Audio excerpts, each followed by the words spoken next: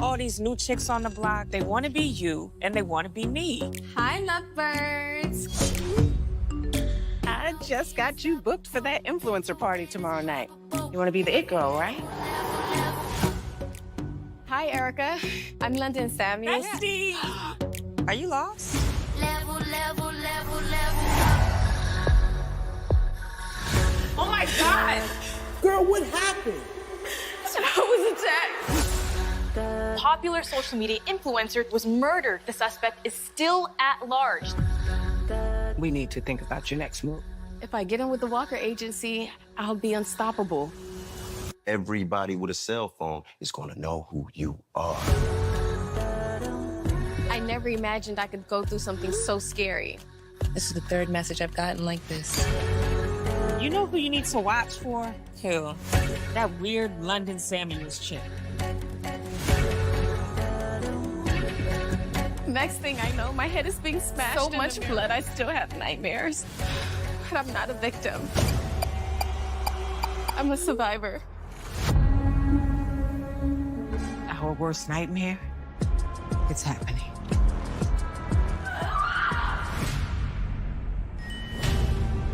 You think this is funny? Time for me to take care of my business. She wants to be famous so bad. London. Don't worry, London. I'll protect you.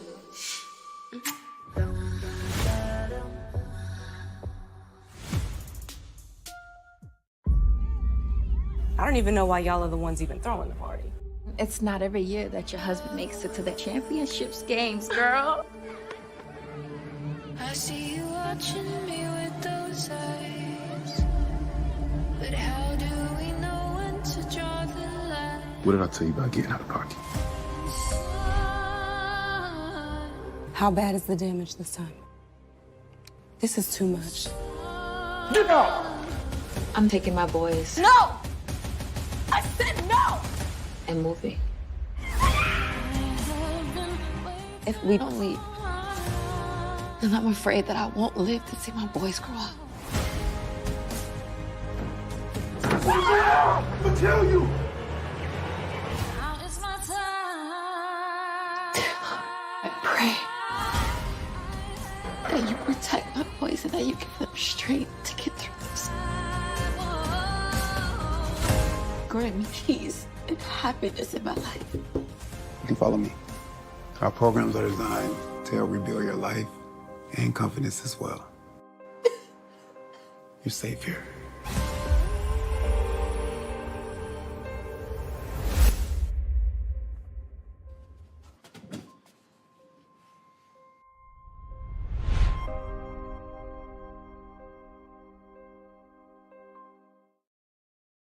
Hello, everyone. So excited for you to join us for yet another masterclass, right? And so this one is really exciting because it's going to get you out of your comfort zone. It's called Networking for Success. This is for creatives and producers. So whether you're on the creative side or the business side of things, you need to learn how to network appropriately. So let's dig into it, right? So for starters, why do we need to network? What is this reason for being in a space where you're talking to other people, whether it is in person or whether it's via social media, right? Because there is a world of networking via LinkedIn, via Facebook, via some of these professional platforms that are digital. But ultimately, we're going to kick it off with being in person because that's the networking that I enjoy the most, where your interpersonal skills come out, people get to experience you. You do realize that a lot of people make decisions about who they work with based on the energy that you bring. Do they like you? People don't like to talk about that, but for me personally, I love the idea of working with people that I enjoy, people that I want to give an opportunity to. So if you don't know much about me yet, if somebody sent you the link to join these sessions, my name is Tressa Azarel Smallwood. I am the co-founder of Megamind Media. I produce a lot of projects. So if you don't know a lot about me, make sure you do your research because I teach my mentees, I teach people that I train all the time. You must research who you're learning from. It's extremely important for you to do that. And so hopefully you know a lot about me already. If you don't, make sure you're following all of my social media pages, CEO Azarel. Make sure you're following my company, Megamind_media. Visit our website, megamindmedia.net. Check us out, as you should. You should also check out the people that you are networking with and that you start to form relationships with, because it is key to your success. All right. So let's jump into why should we network? Why? I want you to just think about it for just a second. What's the reason for getting out of your comfort zone, for attending events, for telling people who you are, what you do, for finding out about other people? What's the reason for that? Why should you do that? All right. I want you to think about it for just a second. Okay. And then when I start telling you, you're going to say, oh, that makes sense. That makes sense. The first reason why you need to network is because there could be some job opportunities for you. If you're creative and you're looking for, if you want somebody to hire you as a director, as a writer, as a DP, as an editor, any type of artist, production designer, you need to know how to network. You need to know how to get this opportunity, right?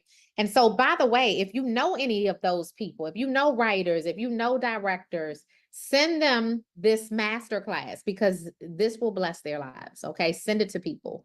Everybody that you know that needs to listen to this, send it to them. But the job opportunities will come, and I'll give you an example. I have attended many networking events, film festivals. It could be Chamber of Commerce in a particular place that has invited me to speak. I'll go in the room and I'll meet an editor and I'll say, oh my goodness, you know what? Now that I think about it, because you've told me the projects that you've edited, I have a job for you. So that person walked in the room, met me, and because they stepped out on faith, stepped out of their comfort zone, they now have a job opportunity, okay? So if you are, let's say, for example, you are a musician and you want to get your music into films, into series.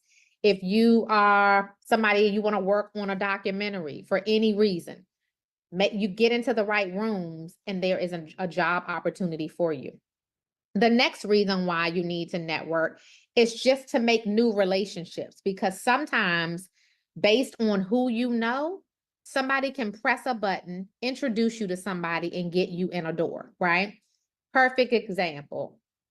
Most of you all who know me well know that I used to be a school teacher. And I mentor a lot. I've been mentoring for years, even before I started producing films, series, etc. I mentored writers because I got my start in the world of fiction novels, right? And being able to mentor people who are writing books. So all of this time I've been teaching, all of this time I've developed all of these mentors, whether it's in that world of film, of books, or in the world of film and television. I put so many of my mentees in position just because of their relationship with me. If somebody says, I'm looking for a screenwriter to write a faith-based series, I think about some of my mentees who've been putting in the work, who've written faith-based projects, and I'll say, oh, what about such and such? And they get the opportunity. I'm just making the introduction. I'll think about relationships that I have personally, people who know me in the business, executives. If somebody says, oh, I'm looking for a woman to produce a series, a mental health series, or a series about breast cancer, hello, they're going to recommend me based off of the relationship because they know what I've done in the past. They know my character, they know my body of work. So to build these relationships, you've got to network, and then you've got to meet somebody, and then you've got to nurture the relationship. What does it mean to nurture the relationship? That means the relationship becomes reciprocal. Oh, let's meet up for coffee. Oh, this is what do you need from me? What can I help you with? Right?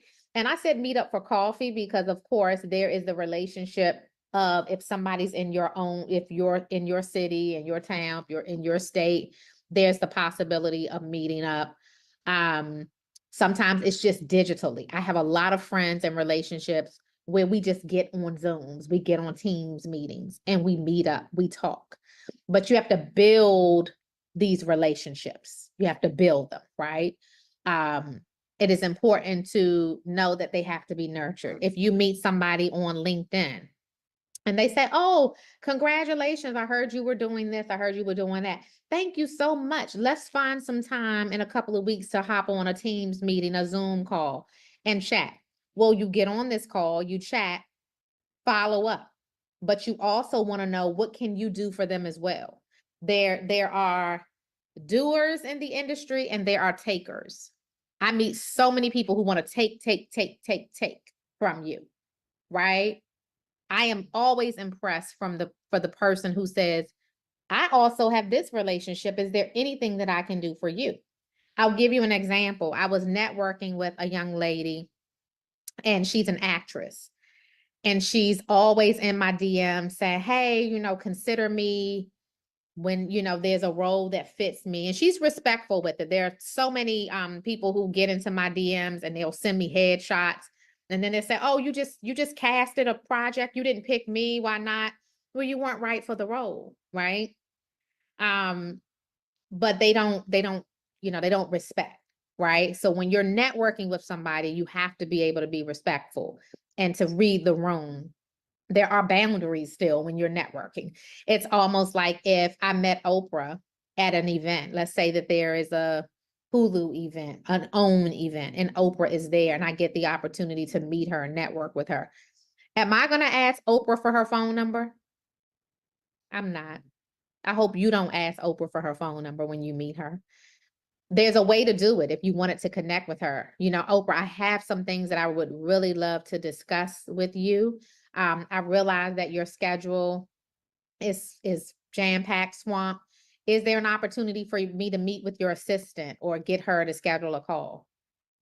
If she says no, can't meet with you, at least you get to meet with the assistant or the person under her. If you're respectful enough, if you understand boundaries. Same thing, Tyler Perry. Everybody wants to meet with Tyler Perry. And it's like, if you get the opportunity to network or to meet with him, don't ask the man for his email address. Don't ask the man for his phone number. There is a way to network, which we're going to constantly get into more, right?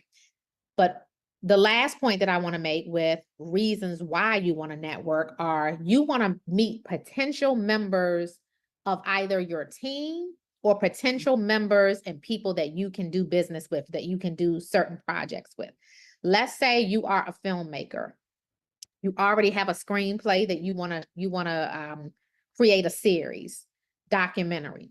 but you're looking for some of the other key people. Maybe you're looking for a DP.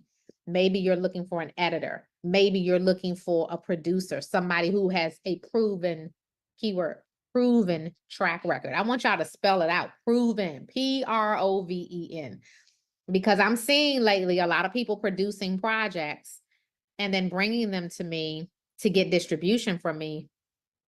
And then you don't have talent agreements. You don't have location agreements. You're missing a lot of things, which means you don't have a producer who's done the right job, right? And so you can go to these events, you can network with people, and you can find all of everything that you need via networking, right? So those are the reasons why you need to network. But let's talk about building up the confidence to be able to network. It's so, so important for you to understand it's a skill set that you're going to have to overcome. You're going to have to really gain the strength, the mental strength to do this. You can practice. You can practice pitching. You can practice being in front of people. What would you say if, you know, this person came before you? Get your phone. Get your phone, okay? Hey, how are you? I'm Tressa Azarel. Nice to meet you. I'm a producer. Okay, practice. I'm telling y'all, practice makes perfect. You can do this. But go in the room and network the right way. So let's talk about some of the do's, and then we're going to talk about some of the don'ts when you network in person. And then we're going to talk about networking online. So you go to an event, right? And we're talking about a little bit about some of the places where you can network as well. But right now, I want you to imagine you're at a film festival, you're at a reception before a screening happens. There's all these people in the room, right? People typically have badges at events like this, so you know if this person is from a production company, you know if they're a producer, maybe their badge says director, maybe their badge says HBO, maybe they're a writer. But you're going in, when you get to the event, you should have your game plan. You should have your strategy. Who do you want to meet and why, right? So for example, if I walked in the room and Beyonce's in the room, sure, I want to meet Beyonce. But what is Beyonce? We're not in the same, I don't sing. Well, y'all want me to belt a note? You want me to try? We could give it a shot? No, you don't. But I don't sing. I'm not in the music industry. So if I meet Beyonce, it is just being able to congratulate another woman on great accomplishments, but it does nothing for my business, right? So you walk in a room, who do you want to meet and why? Make sure it makes sense. Make sure it's strategic. So if I go to an event right now, I just left a film festival over the weekend.